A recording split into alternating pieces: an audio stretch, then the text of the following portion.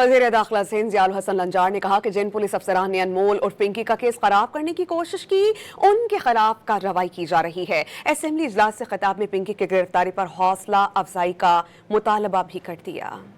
तो मैं ये बताना चाहता हूँ कि इसको कम अज़ कम एप्रिशिएट करने की तो ज़रूरत है कि उस खातून को हमने अरेस्ट किया और